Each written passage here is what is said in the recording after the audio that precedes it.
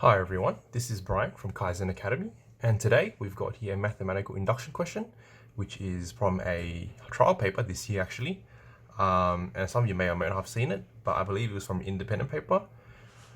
And I think this question here shows how to solve mathematical induction questions when you don't really know what to do, how to take hints from previous questions, and how to make the most of what you're given with. So I hope we learn a thing or two from this question.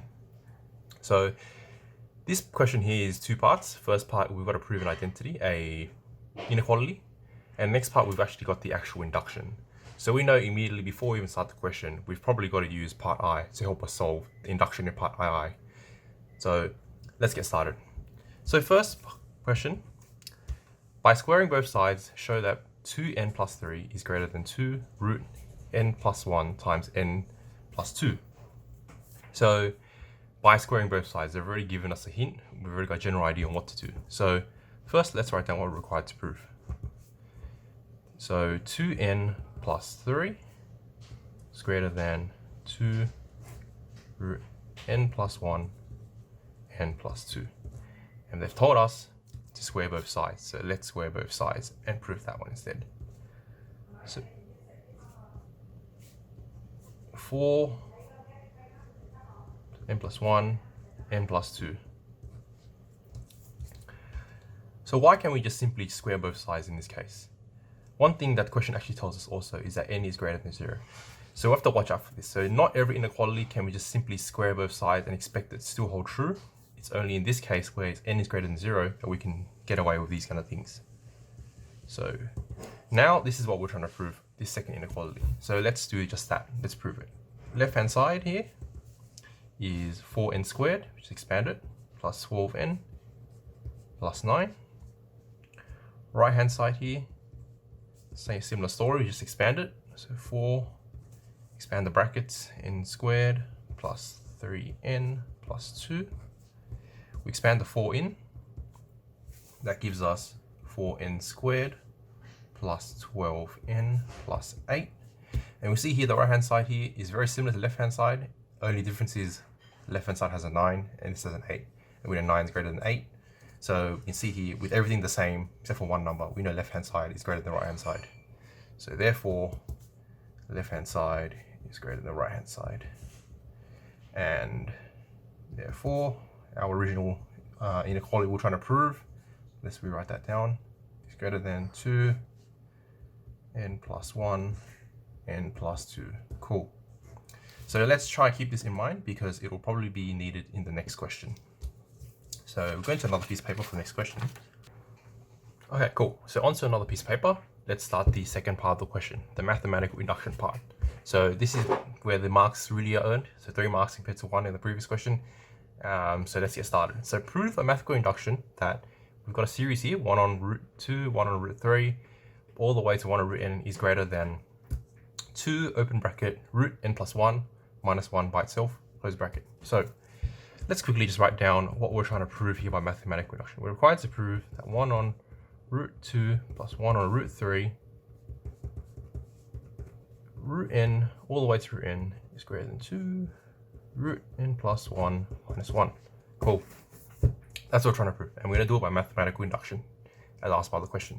So first part mathematical induction, we've got to prove true for an integer.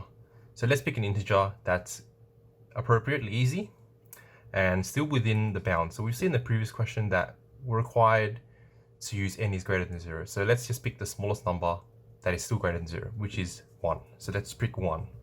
Prove true for n equals 1.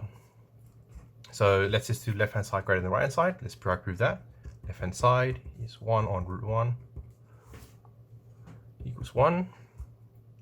Right hand side would be 2 root 1 plus 1 minus 1. And that's approximately probably 0.8 around there, definitely less than 1.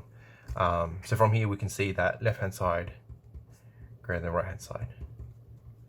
And we've proven true for n equals 1. So next step of our induction questions is to assume true for n equals k. So this will help us solve the later steps, n equals k. So let's write down what this actually means in plain terms. So we'll write our assumption step,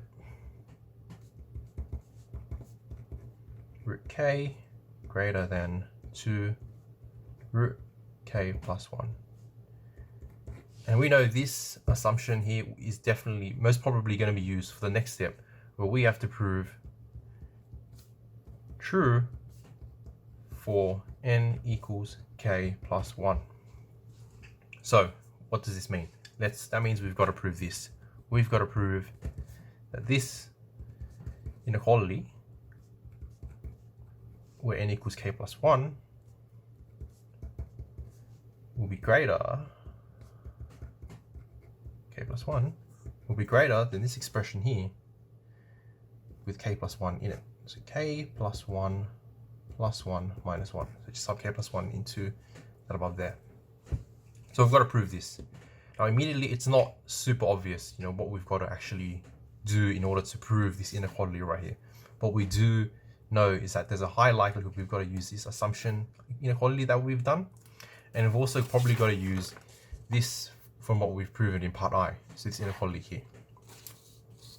Right now, this looks closer to this assumption here, inequality here, than what we had in part I. So let's try to get it into this kind of form.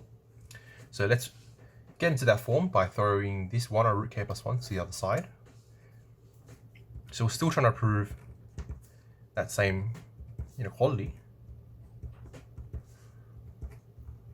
just rearranged into another more familiar form. So other side to 2. So we add 1 plus 1 together, k plus 2, minus 1 on root k plus 1. So this is a lot more familiar to what we've seen before. And here, maybe we can see something we can use with this previous part here. Now, if we actually see that the series here is exactly the same as this series here. So if we could prove that what this expression here is greater than this expression here, then this expression will be greater than this expression. So essentially what we're proving is this will be greater than this, which we've already assumed. If we can prove that this is greater than this as well, then this whole expression would be held true. So let's try prove that this is greater than this. So we're trying to prove, or proving, that this expression on top, from the assumption, k plus 1, let's move that up, k plus 1 minus 1 is greater than 2 k plus 2 minus 1 on root k plus 1. So let's expand this all out and collect like terms. 2 k plus 1 minus 2 greater than 2 k plus 2 minus 2 root k plus 1. Cancel these ones out. Let's collect the like terms of k plus 1. 2 k plus 1, go to the other side, 1 on k plus 1 greater than 2 k plus 2. Cool, so let's get a common denominator here. So we bring this up, expand it in 2 k plus 1 root k plus 1 to root k plus 2. We will multiply this bracket up to there.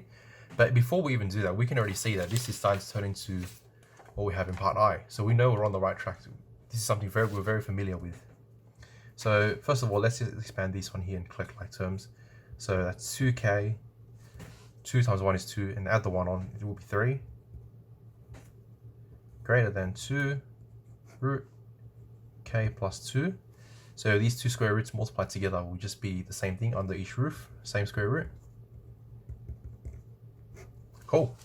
And this here actually, if you look at part I, is actually identical, completely identical to what we've proven. So at this point, we've already proven that this is true. So we know the above is true as per part Alright, so what does that mean now that this is true? Now that this is true, this, what we're trying to prove initially, is also true, right? What's this? So this now is definitely, from this term here, is definitely greater than these terms here.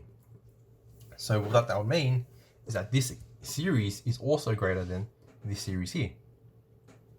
That series is exactly the same as this series. So what we've essentially done is proven that this series is greater than this, which is also greater than this.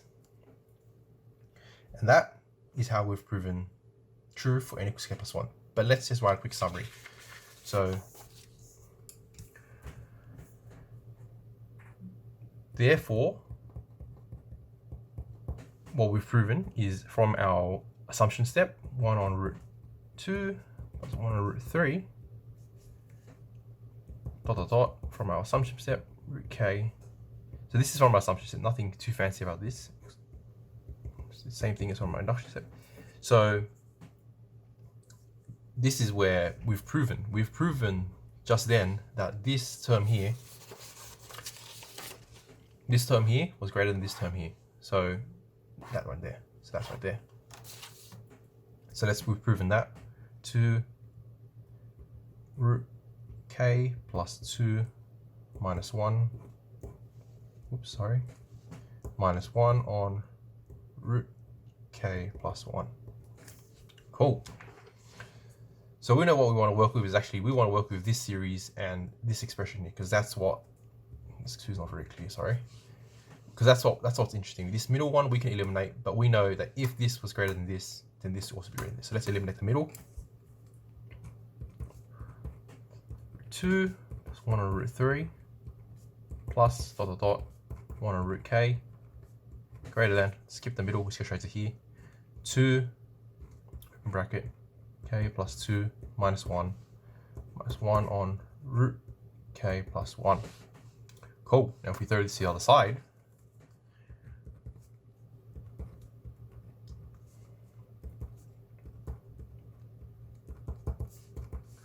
k plus 1.